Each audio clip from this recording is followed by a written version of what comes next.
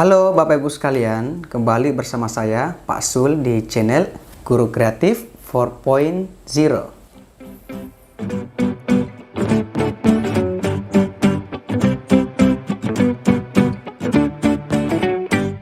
Baik Bapak Ibu sekalian, bismillahirrahmanirrahim. Jadi Bapak Ibu, untuk video kali ini kami akan membahas soal-soal pretest PPG bagi guru madrasah tahun 2024. Nah, teman-teman, ini berlaku untuk semua mapel.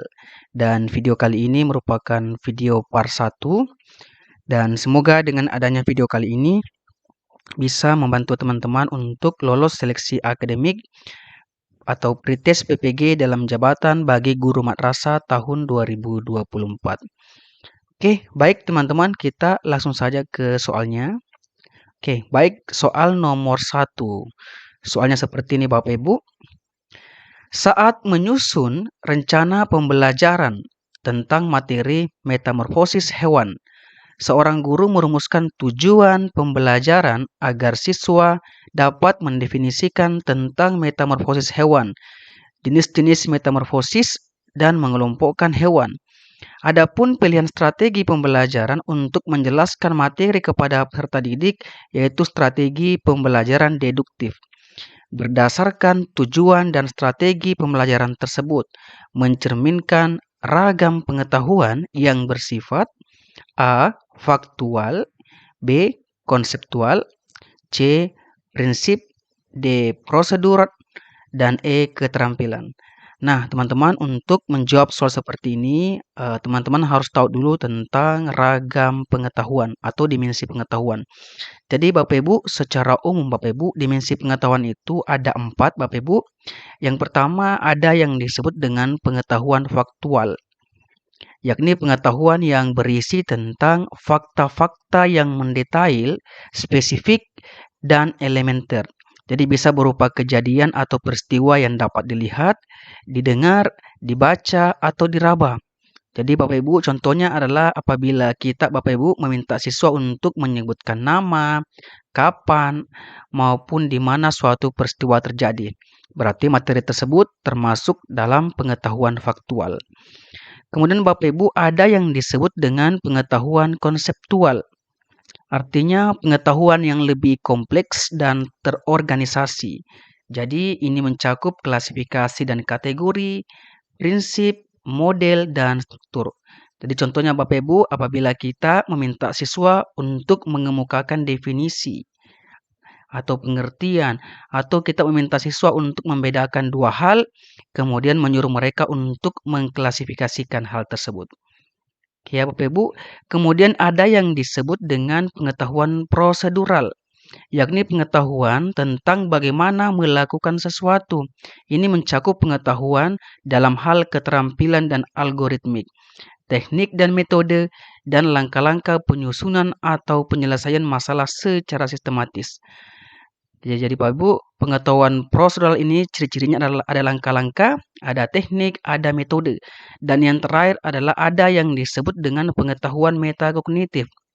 Artinya, kesadaran seseorang tentang bagaimana ia belajar.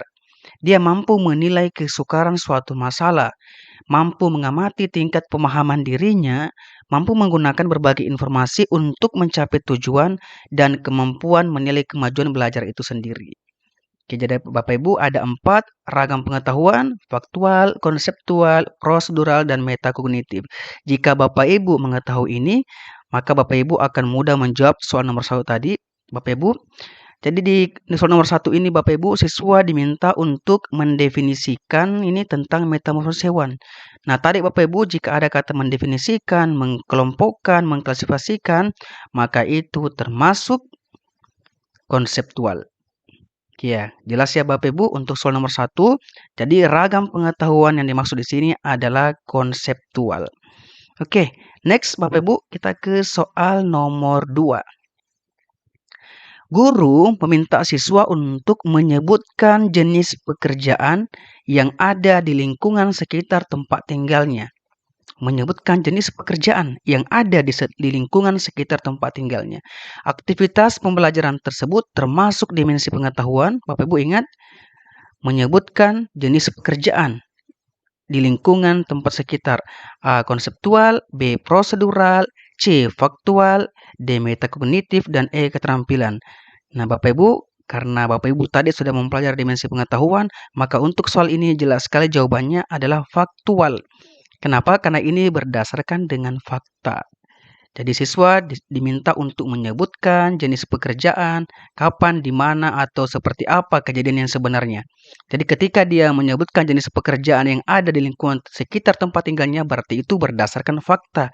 Fakta yang ada atau pekerjaan apa saja yang ada di lingkungan sekitar tempat tinggalnya. Oke, saya rasa jelas Bapak Ibu untuk dimensi pengetahuan. Next Bapak Ibu, kita akan ke soal nomor 3. Meningkatkan kemampuan penalaran dan berpikir peserta didik dapat dilakukan dengan cara. Bapak Ibu, kemampuan penalaran itu masuk di kategori HOTS Bapak Ibu ya. C1, C2, C3, dia masuk ke C4, C5, C6. Berarti dia bisa menganalisis, dia bisa mengevaluasi, dan dia bisa mencipta. Kira-kira apa yang harus kita lakukan Bapak Ibu untuk meningkatkan kemampuan penalaran siswa? Yang pertama, A. Membiasakan siswa untuk mempelajari teori-teori. Saya rasa ini kurang tepat Bapak Ibu. B. Membiasakan siswa untuk mempelajari fakta-fakta. Nah, ini juga Bapak Ibu kurang tepat. C.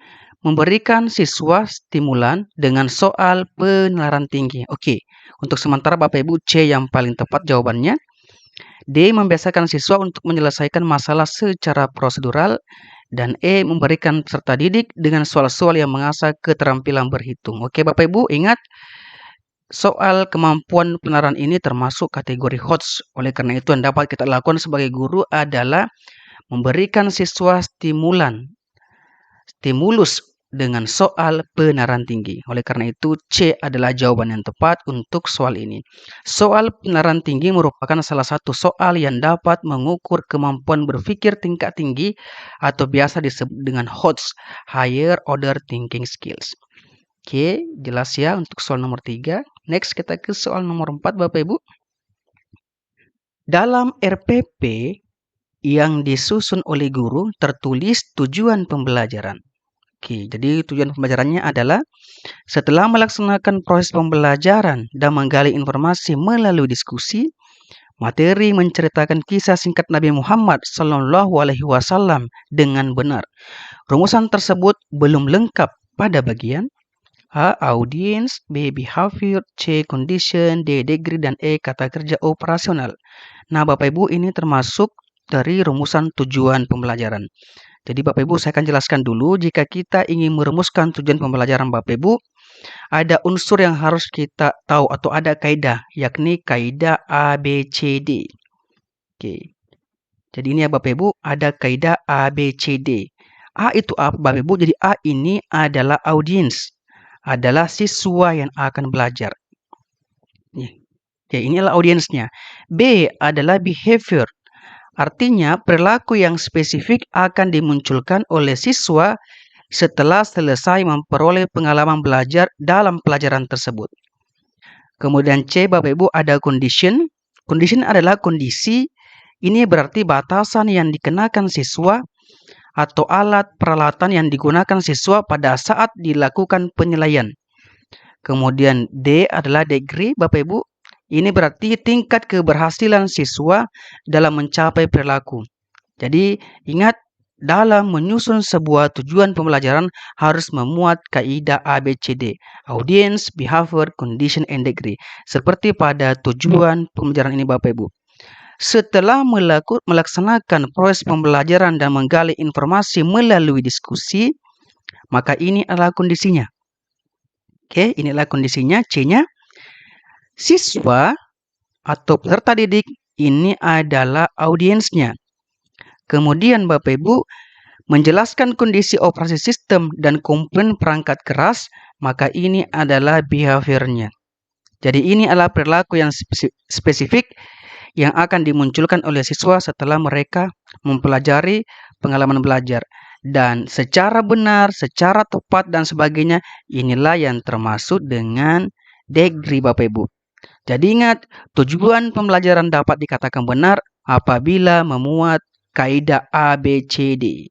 Oke, mari kita kembali Bapak Ibu ke soal yang tadi. Oke. Soal yang tadi dikatakan bahwa setelah melaksanakan proses pembelajaran dan menggali informasi melalui diskusi, maka ini adalah C-nya Bapak Ibu. Oke. Materi menceritakan kisah singkat Nabi Muhammad Sallallahu Alaihi Wasallam. Sampai di sini, ini adalah B-nya. Oke Bapak Ibu, maaf ya saya tulis dengan benar, berarti ini adalah degree-nya. Oke, jadi soal ini kurang lengkap karena tidak ada A-nya. Jadi seharusnya ada A di sini. Siswa mampu dan sebagainya atau peserta didik mampu dan sebagainya. Jadi ini yang benar adalah bagian A. Jadi dia kekurangan audiens.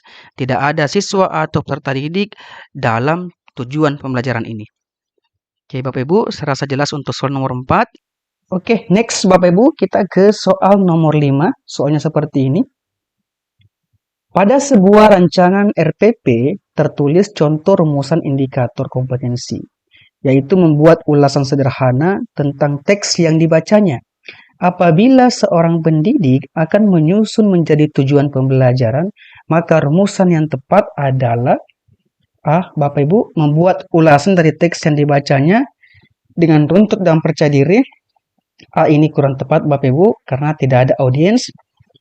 Yang ada cuma behavior. B. Membuat ulasan dari teks yang dibacanya, ini B-nya.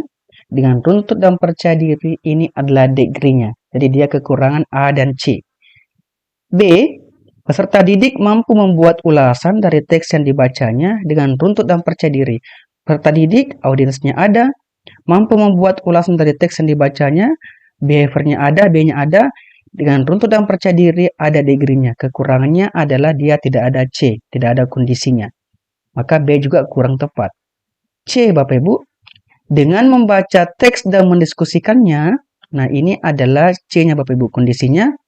Peserta didik, audiensnya benar, mampu membuat ulasan dari teks yang dibacanya, ini adalah B-nya. Nah ini juga kurang tepat karena kekurangan D, degree. Kita ke bagian D. Dengan membaca teks dan mendiskusikannya, ini adalah C, ini kondisinya. Peserta didik, ini adalah audiensnya. Mampu membuat ulasan dari teks yang dibacanya, ini adalah B-nya. Dengan runtut dan percaya diri, ini adalah degree-nya. Oleh karena itu Bapak Ibu, jawaban yang paling tepat di sini adalah bagian D. Kita lihat bagian E Bapak Ibu. Dengan membaca teks dan mendiskusikannya, ini adalah C-nya. Membuat ulasan dari teks yang dibacanya dengan ini adalah B-nya, ini kekurangan audiens Bapak Ibu, tidak ada A-nya. Maka jelas untuk soal nomor 5, jawaban yang paling tepat adalah bagian D. Oke Bapak Ibu ya, saya rasa sudah jelas tentang kaidah ABCD ketika kita ingin merumuskan tujuan pembelajaran. Next Bapak Ibu, kita ke soal nomor 6. Oke, maaf salah pengertikan. Pak Guru memperkenalkan seorang siswa baru kepada siswa kelas 3. Anak-anak saling berbisik karena melihat siswa baru tersebut berbeda secara fisik dengan mereka, yaitu kulit hitam dan rambutnya keriting. Siswa baru tersebut berasal dari suku yang berbeda. Tindakan Pak Guru yang dapat menciptakan kondisi yang kondusif dan harmonis dalam kelas adalah A. Menanamkan rasa cinta tanah air. B. Menjelaskan pentingnya berteman dengan siapa saja. D. C. Mengenalkan secara detail identitas siswa tersebut. D. Memberikan kesempatan kepada siswa untuk berinteraksi dengan siswa baru. Dan E. Memberikan contoh dan pemahaman kepada siswa tentang keberagaman bangsa Indonesia. Bapak Ibu, untuk soal ini yang paling tepat adalah bagian E. Jika kita menemukan hal seperti ini di sekolah Bapak Ibu di dalam kelas, nah sebagai seorang guru, kita harus memberikan contoh dan memberikan pemahaman kepada siswa kita tentang keberagaman yang ada dalam Indonesia. Kita ini berbeda-beda, kita berbeda suku, berbeda bahasa, tetapi tetap satu, yakni bangsa Indonesia. Oke Bapak Ibu, jelas untuk soal nomor 5. Oke, ada soal bonus Bapak Ibu di akhir video, soalnya seperti ini. Mutari akan menyusun RPP dengan KD, menulis puisi dengan tema tertentu berdasarkan konteks dan lingkungan tertentu. Rumusan tujuan pembelajaran yang dituliskan adalah Melalui kegiatan praktik menulis, mampu menentukan tema, menentukan unsur-unsur puisi berdasarkan tema, menyusun teks puisi berdasarkan ringkasan peristiwa dengan memperhatikan aspek kebahasaan secara cermat, jujur, bertanggung jawab, dan percaya diri. Rumusan tujuan pembelajaran tersebut kurang tepat karena A. Tidak ada rumusan degree. B. Tidak ada rumusan kognisi. C. Tidak ada rumusan audience. D. Tidak ada rumusan behavior. Dan E. Tidak ada rumusan condition. Bapak Ibu, jawaban Bapak Ibu silakan dituliskan di kolom komentar. Dan insya Allah akan saya bahas di video selanjutnya. Oke, Bapak Ibu, sebagai penutup Bapak Ibu, dalam rangka simulasi pretest PPG dalam jabatan bagi guru madrasah Bapak Ibu, maka kami dari tim guru kreatif Bapak Ibu akan membuat simulasi pretest. Jadi teman-teman nanti akan seperti ujian beneran. Kami akan memberikan beberapa soal kepada Bapak Ibu untuk diujikan. Dan jika Bapak Ibu berminat mengikuti simulasi ini, Bapak Ibu bisa menghubungi kami melalui WhatsApp di 085 398 062 834 atau bisa DM di Instagram @sulnana. Dan semua link ini kami akan sertakan di kolom deskripsi. Bapak Ibu, kami tunggu Bapak Ibu bersama kami di kelas guru kreatif. Oke, baik Bapak Ibu, terima kasih untuk video kali ini. Semoga berkah dan semoga teman-teman semuanya ini lolos pretest PPG dalam jabatan, khususnya bagi teman-teman guru madrasah. Terima kasih. Wassalamualaikum warahmatullahi wabarakatuh dan salam guru kreatif.